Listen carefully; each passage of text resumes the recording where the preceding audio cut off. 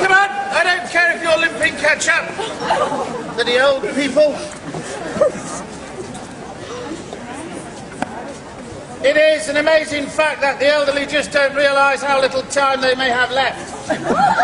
This could be your last holiday, so make the most of it. Let's go. Cram it all in before you die. Right, push in, close. I don't want to go through this conversation at every block. You move quick, you get close. Closer. Right. As we came through, someone asked me if I'd shaved this morning. The answer is yes. Although it appears that I haven't, I am between beards. Right? Between beards. I had a beard, I shaved it off, I'm growing another. Surely you should know about these things. And the relevancy. Yeah. No. I've just been accused of being scruffy, and I'm not. That's it. Yeah. So there we are. I've also asked if I'm a soldier. No, I'm not. I used to be. In order to be a yeoman warder, you must have a minimum of 22 years military service, and overwhelmingly we are drawn from the army. We do have 4 from the Royal Air Force. No one talks to them. We also have 2 Royal Marines, and these are instantly identifiable because they're usually holding hands. You have to have reached the rank of Sergeant Major. That might make me seem a little scary. Right. If you have all of that, you can apply to join the Yeoman of the Guard, Queen's personal bodyguard for ceremonial and state occasions. And if you've also got the Meritorious Service Medal, you get invited. I was invited. Yeah. Now, on those occasions, we do wear a very different uniform. I know you're disappointed not to see me in it today.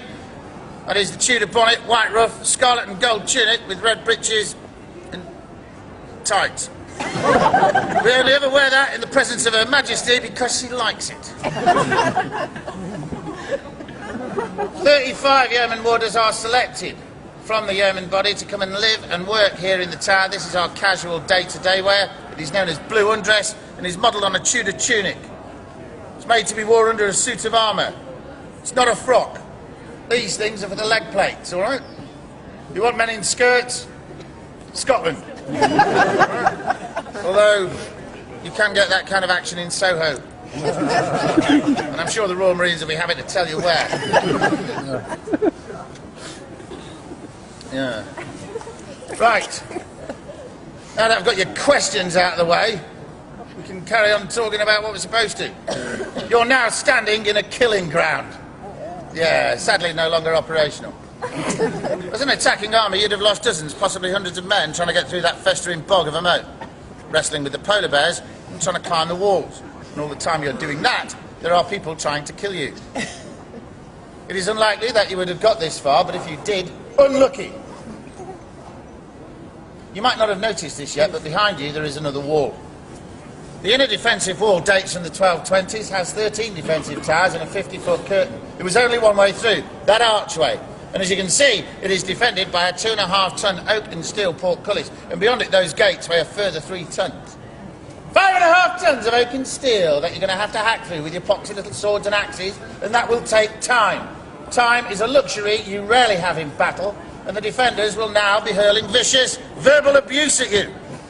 Not to mention stones, arrows, buckets of boiling tar, cows, sheep, salad, unwanted children. Everything would have been thrown at you.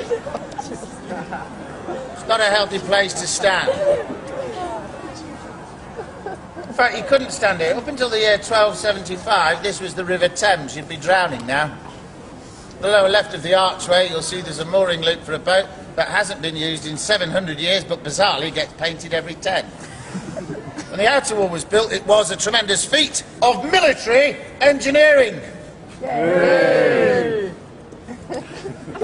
Military engineering. Yay!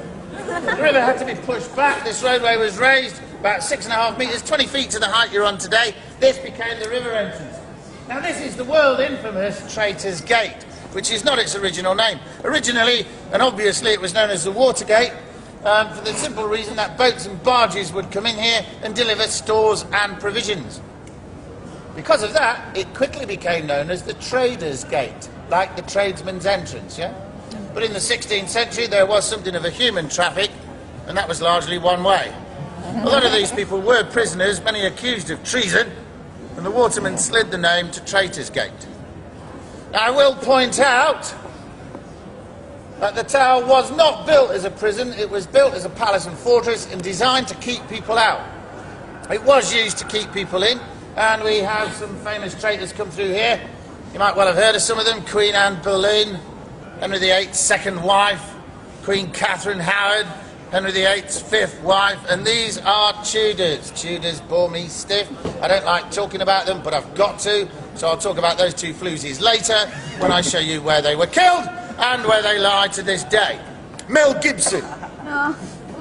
Mel Gibson should have been brought through these gates and given a really hefty slap. Ever since the colossally inaccurate comedy film Braveheart, not a day goes by without some demented Scot, and I'm not saying you're all demented, it's just the ones I meet, demanding to know, where did you keep William Wallace? He was my father. Check out my blue face. Family resemblance. And that's just the women. The men are much more vocal. It is true that in the winter of 1299, Sir William Wallace did pass through these gates, but you have already spent longer in the tower than Sir William Wallace ever did. Sir William Wallace was knighted by the Scottish court. And something you might not know about the English, but I can tell you with great authority as an Irishman, is that the English are a bunch of snobs. They don't recognise any court but their own. They didn't recognise Sir William Wallace's title. They classed him a commoner. Commoners weren't held here, and nor were they beheaded for treason. Sir William Wallace was immediately taken from here to Smithfield Market, about 1.5 miles to the northwest, where in full public view he was hanged by the neck until really uncomfortable, actually. They only half hanged him. They hauled him up, let him swing, let him down, took the noose from around his neck and revived him. When he came round, he saw a knife, alarmingly, going into his chest, and it was pulled down in a line nipples to navel, so he was opened up. It wasn't a fatal wound, and it wasn't meant to be. William Wallace was entirely conscious when his executioner's filthy hands plunged inside and disemboweled him. 36 feet of his intestines spilled out onto the pavement with a gush of blood which must have steamed in the cold winter air. These entrails were then placed on a hot griddle where they sizzled, and at this point Mel Gibson would have you believe a man can shout, "Freedom!" I just don't think that's likely. He must have had other things on his mind. His heart was being ripped out, and that's got to be a distraction. The heart was thrown into a brazier to burn, and that probably killed him. The head was taken off, that was left on London Bridge, the body was hacked into 4 pieces, and those quarters were then sent north to the border towns between England and Scotland, left on their gates to rot as a warning to the barbaric and troublesome Scots not to upset the clearly civilised, peace-loving and harmonious bloody English. So, Sir William Wallace, a truly great man from a truly great nation, was hanged, drawn and quartered. Yeah. One gets nostalgic. And hungry. On a happier note, behind you we have the Bloody Tower. Again, not its original name. Originally, this was known as the Garden Tower, and we've changed it for marketing purposes. In 1483, the Garden Tower was so comfortable, this was the home of the King of England, Edward V. You might not have heard of him, he was only 12. His younger brother, Richard, the Duke of York, was just 10, and they were here under the protection of their uncle, Richard, the Duke of Gloucester. And they needed protection, because there was a war on, the War of the Roses. Now, this sounds like fun, but they weren't fighting with flowers. It was a bloody civil war, and it straggled on for nearly 30 years. These boys were targets, and Gloucester knew it.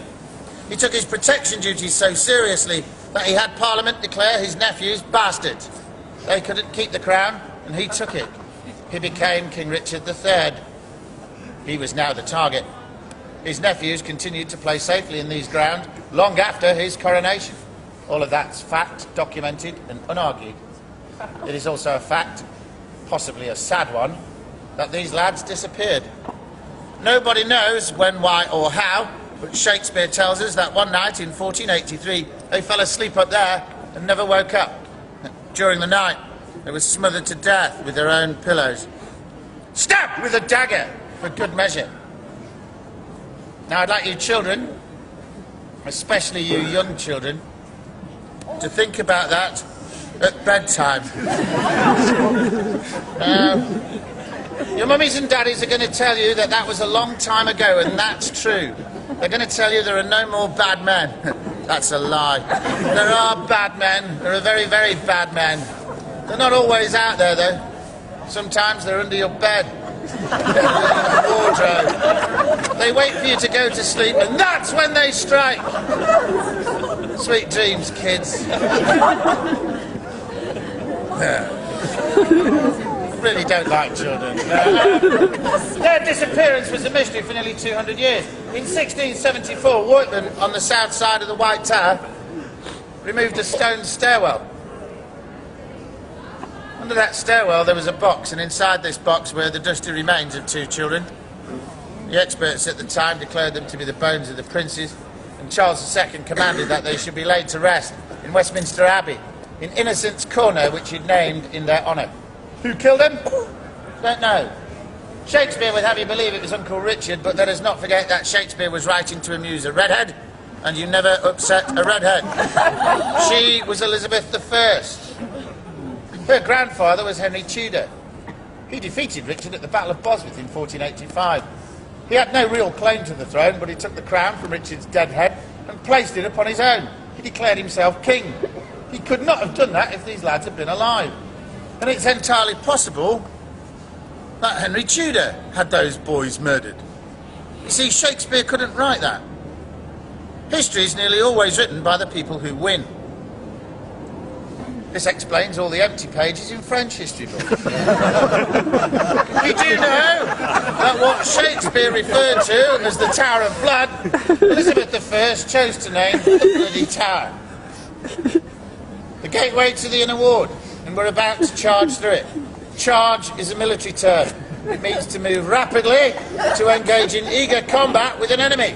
So let's not have the Italians at the front. Charge! Come on, we're charging, we're charging. Can't wait till he gets to the American.